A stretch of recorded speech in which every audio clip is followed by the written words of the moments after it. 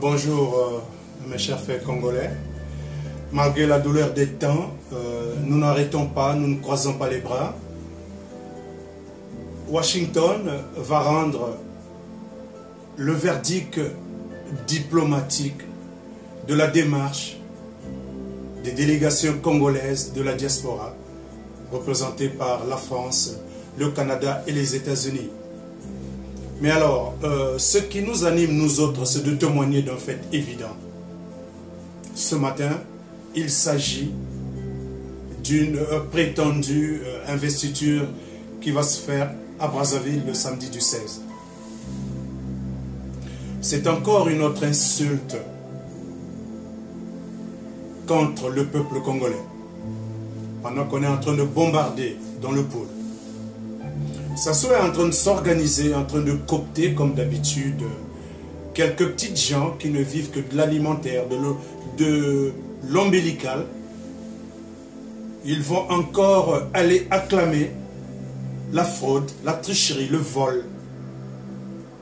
Et nous apprenons de plus en plus que même l'ambassadeur de France serait mis à contribution pour qu'il aille participer à cette fraude insultante. Mais comment voulez-vous qu'on ne puisse pas soupçonner la France? La France de François Hollande, comme toutes les Frances politiques d'ailleurs, celles-là qui sont passées chacune à son tour, je parle des responsables politiques, que ce soit les responsables de la droite ou de la gauche, ils ont joué le même jeu. Aujourd'hui, François Hollande joue le jeu le plus abject.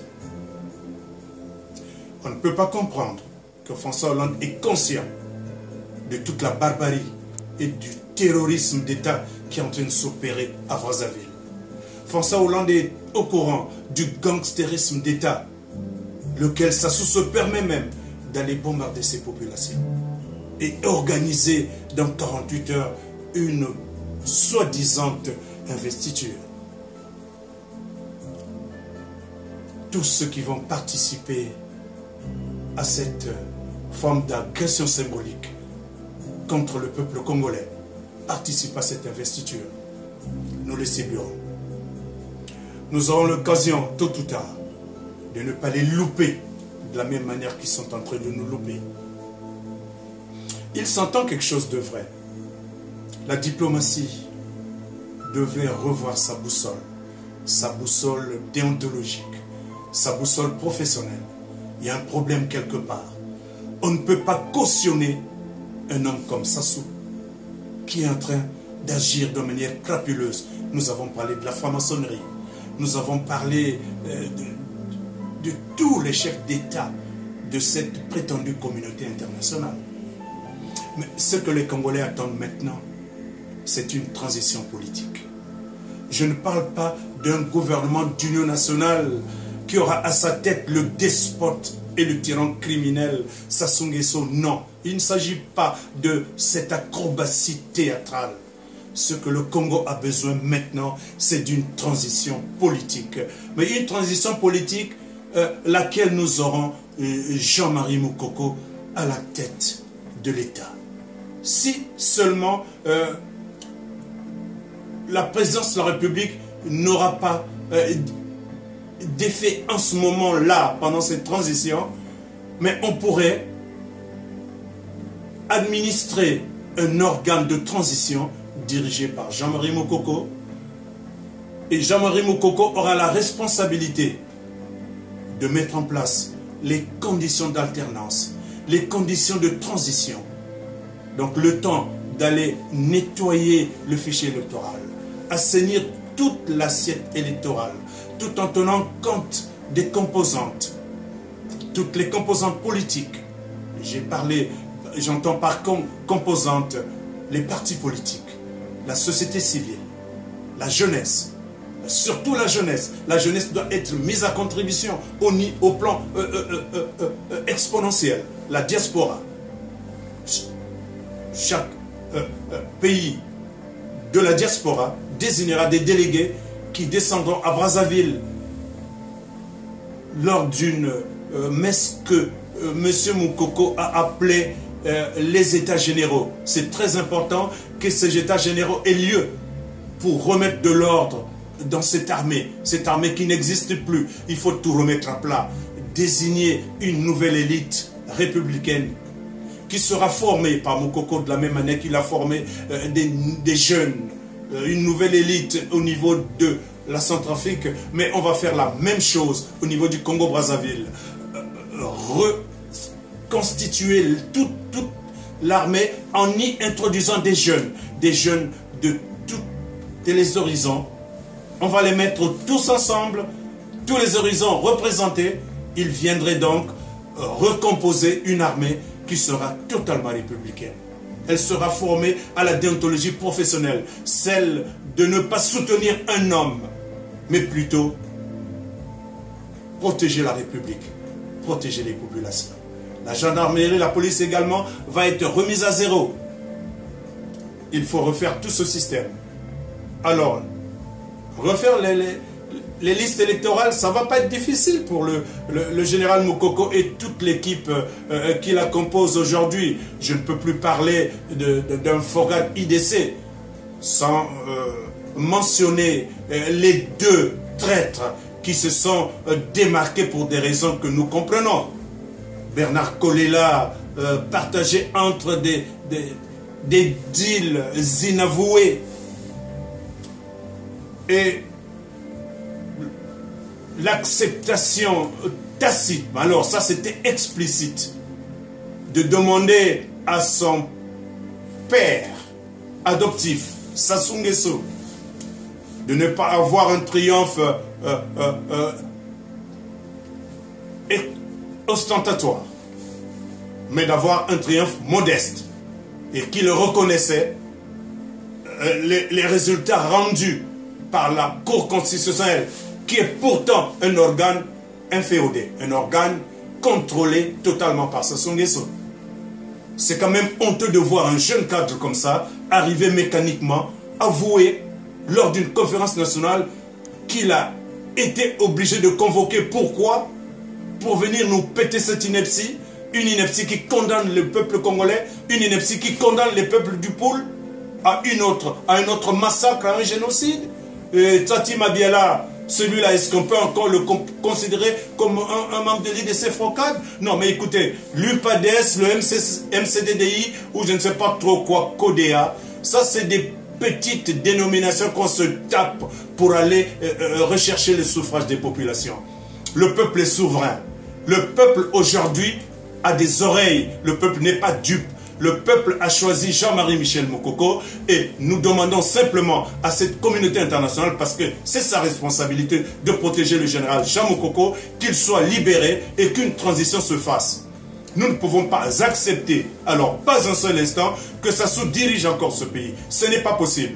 Pour beaucoup de gens, beaucoup de Congolais, je parle même de 4 millions, parce que Sassou doit compter près de 300 à 400 000 personnes, c'est même excessif, qu'ils voteraient. Le reste vote la nouvelle majorité républicaine, composée de Jean-Marie Michel Moukoko et des autres partis, malgré que Tati Mabiala et Parfait Kolela se soient dédiés. Mais il ne s'agit pas d'eux en tant que leader simplement, mais il s'agit du peuple congolais. Le peuple congolais s'est positionné assez clairement. Alors, pour ne pas divertir ma pensée, mon propos est clair. C'est une transition politique que le Congo-Brazzaville a besoin maintenant. Pourquoi Jean-Marie Moukoko doit diriger cette transition? Mais parce que c'est un officier supérieur de l'armée. Un officier qui a des compétences formatives, informatives. Il a une aura nationale et une aura internationale. Il est capable de diriger ce pays et de le pacifier. Alors toi, Hollande, qui pense qu'il n'y a que Sassou qui peut sauvegarder les intérêts français, tu te mets le doigt quelque part. Jean-Marie Michel Moukoko peut bel et bien sauvegarder les intérêts français et sauvegarder tous les intérêts. Et il est temps que la France comprenne que voler avec des armes, comme vous savez le faire, tricher en utilisant une sorte de barbarie que vous voilez sous forme de protection des peuples noirs. Ce n'est pas vrai. Vous avez besoin du pétrole au Congo, venez chercher le pétrole, mais sachez le redistribuer. C'est-à-dire les simples règles du commerce nécessitent que vous preniez un quota et le Congo reste avec son quota, le Congo s'organise. Pourquoi vous ne voulez pas accepter ce deal? C'est pour ça que vous avez fait partie Pascal Lissouba. Vous lui reprochez simplement qu'il vienne vous dire gentiment, et là il s'agissait de M. Chirac, et Pascal Lissouba l'appelait gentiment par son prénom. Alors il lui disait, pourquoi ne peux-tu pas comprendre que les 7 à 17% que Sassou vous a présenté est un deal malhonnête? Il vaut mieux qu'on remonte à peu près la marge à 30, 35 à 40. Ce qui n'est pas mauvais.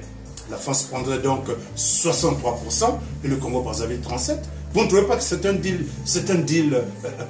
qui vous avantage toujours? Bien sûr que vous avez la technologie, mais nous avons la matière. Est-ce que votre technologie servira à quoi s'il n'y avait pas la matière? Donc les deux se valent. Alors votre technologie est utile parce que vous venez exploiter le pétrole au Congo-Brazzaville, mais acceptez de partager. Acceptez de partager. Finalement, si vous n'êtes pas capable de savoir partager, bah alors vendez-nous la technologie, transférez cette technologie. Nous sommes capables de le faire nous-mêmes. Nous avons aussi également une intelligence pour le faire. Si vous n'êtes pas capable d'agir comme des personnes civilisées, alors, pardonnez-moi, foutez-nous le camp. On pourrait regarder avec la Russie ou avec la Chine ou l'Inde qui pourrait venir exactement exploiter le même pétrole et puis le redistribuer peut-être de manière respectable. Donc respectueuse des populations congolaises qui sont les détenteurs de cette richesse. Comment pouvez-vous accepter de transférer la richesse à une petite minorité, un petit clan Mboshi qui s'enrichit, qui braque les urnes, braque la richesse nationale et en fait leur propriété? Ils sont cités dans tous les vols, dans toutes les fraudes. Le fils Kiki et son père et autres barons du système, ils sont tous coupables de tricherie, de fraude, de vol, de crime et vous les supportez. Mais si vous les supportez, c'est parce que vous-même, vous êtes des criminels. Monsieur Hollande, vous et votre système, depuis la nuit des temps, vous êtes des criminels. Voilà pourquoi vous soutenez les dictateurs. Vous êtes des dictateurs. C'est pour cela que vous soutenez les brigands. Et ça, vous devez le savoir. Le peuple congolais a besoin d'une transition. Ne vous y trompez pas. Si cette fois-ci, vous soutenez Sassou Nguesso, quelque chose arrivera. Je vous préviens que quelque chose arrivera. Cette jeunesse est très remontée contre la France. Cette jeunesse ne veut plus rien savoir de Sassou Nguesso. Il vaut mieux que vous le compreniez. Et que vous le compreniez une seule fois, que vous en tirez les leçons. Si vous ne pouvez pas l'accepter, alors tant pis pour vous. Tant pis pour vous, vous ne direz pas que vous n'étiez pas prévenu. Le Congo-Brazzaville, pour finir, a besoin d'une transition politique. Et cette transition, il est souhaitable qu'elle soit dirigée par le général Jean-Marie Michel Moukoko, J3M. Il a fait preuve non seulement de tempérance, mais d'intelligence, de patience, dans la douleur. Il a plié, mais il n'a pas brisé.